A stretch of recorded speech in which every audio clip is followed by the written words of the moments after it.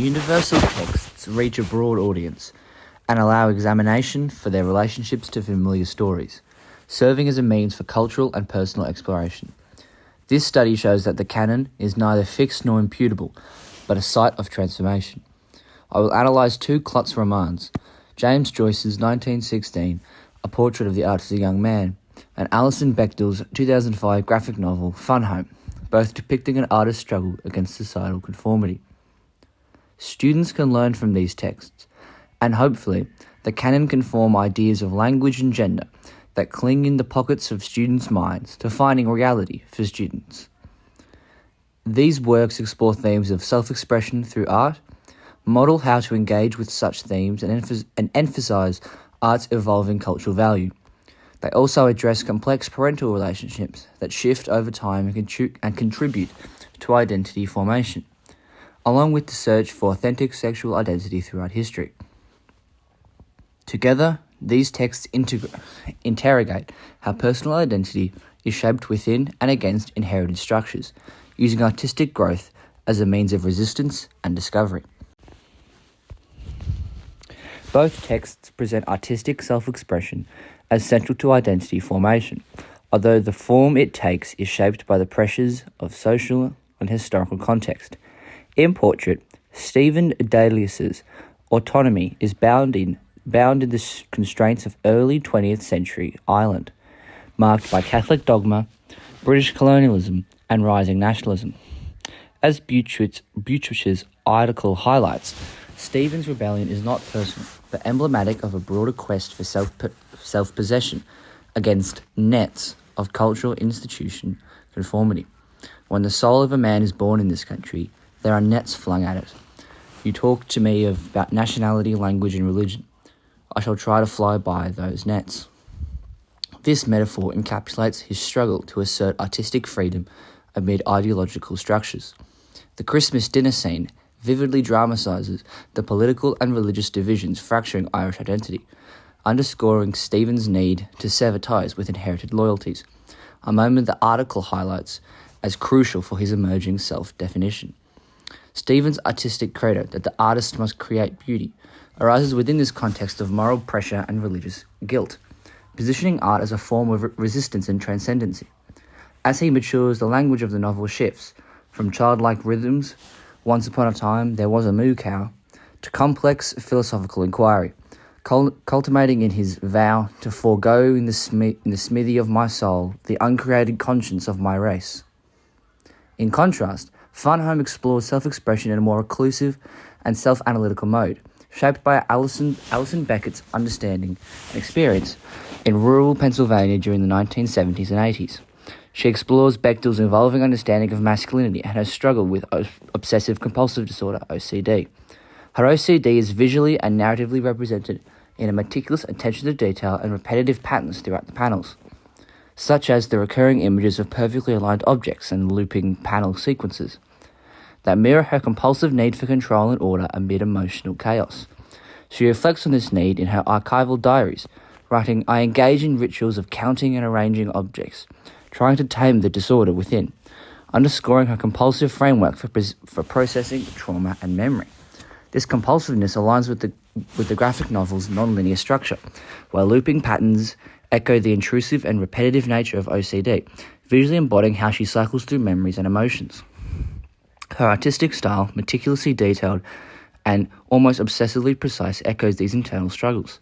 The grey-blue tones throughout the book reflect a somber mood, while literary allusions to figures such as Wilde, Fitzgerald, and male-coded cultural texts highlight her effort to reclaim and reinterpret a male-dominated narrative landscape. Put simply, both texts are highlighting how universal the artist's journey truly is, but they arrive at different conclusions. The artist must discover life, either by leaving, according to Joyce, or by looking back and trying to understand what was going on and to come to terms with it, like Bechdel. Both works also explore how father-child relationships serve as key battlegrounds for identity generation, generational conflict, and emotional inheritance. In each, the father represents tradition and constraint, and the child's development is shaped in response. In Portrait, Simon Daedalus is portrayed as a failed patriarch, nostalgic, self-pitying, and emotionally detached. The trip to Cork marks Stephen's recognition of this gap. His mind seems older than theirs, like a moon upon a younger earth. This metaphor is further highlighting Simon's link to outdated ideals and national myths, yet fails to guide his son, symbolising the failing authority of colonial-era Irish patriarchy. This dysfunction motivates Stephen's rejection of the cultural and religious values he represents. Stephen imagines himself as a new Daedalus, craftsman and exile, committed to transcending the limitations of his father and foregoing his own artistic identity. In Fun Home, Bruce Bechdel is more complex, embodying Daedalus, Icarus, and the Minotaur in turn. His artistic control, repression, and eventual death suggest a man consumed by secrets, whose closeted life parallels the mythical Icarus's fall. Alison describes their home as the volatile nature of the Minotaur's labyrinth, indicating her navigation through inherited silence and confusion. Yet she also sees herself in the role of Daedalus, interpreting her father's skillful apprentice, not to make things, but to make things appear what they are not. These interplay of roles, where parent and child mirror and oppose each other, reveals how identity is formed not only in reaction, but in deep dialogue with the parental figure. Joyce presents a break. Bechdel portrays an ongoing, recursive confrontation with legacy. In both, the father is a prism through which personal and cultural conflicts are refracted. Through these evolving representations, each text explores how parental legacies both constrain and catalyse the artist's formation. Sexual identity in both texts emerges as a core component of artistic and personal selfhood, shaped by era, culture, and repression. In Portrait, Stephen's emerging sexuality is marked by guilt, religious fear, and societal taboo. A pivotal moment occurs when he surrenders himself to her, body and mind, conscious of nothing in the world but the dark pressure of her softly parting lips, darker than the swoon of sin.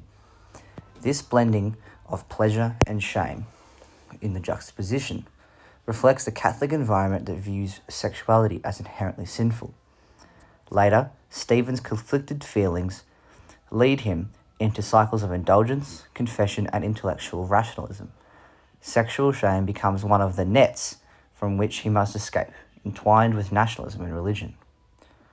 In contrast, Fun Home situates sexual identity within the more openly contested terrain of late 20th century queer experience. Bruce's closeted homosexuality reflects a generation burdened by shame, repression, and silence. Bechdel notes a life spent hiding one's erotic truth could have had a culminative effect. Sexual shame is in itself a kind of death. While Bruce remains trapped in secrecy, Alison comes of age during a time of LGBTQ activism and increasing visibility. Her discovery of her lesbian identity is shaped by public discourse, academic spaces, and a cultural shift. By joining the gay student union and writing about her experience, she transforms what was once silenced into creative and political expression. These works reaffirm the enduring relevance of the Klotz Roman and demonstrate how universal texts can illuminate personal, political, and cultural transformation across generations. By using this study, they can understand the process of understanding these universal texts.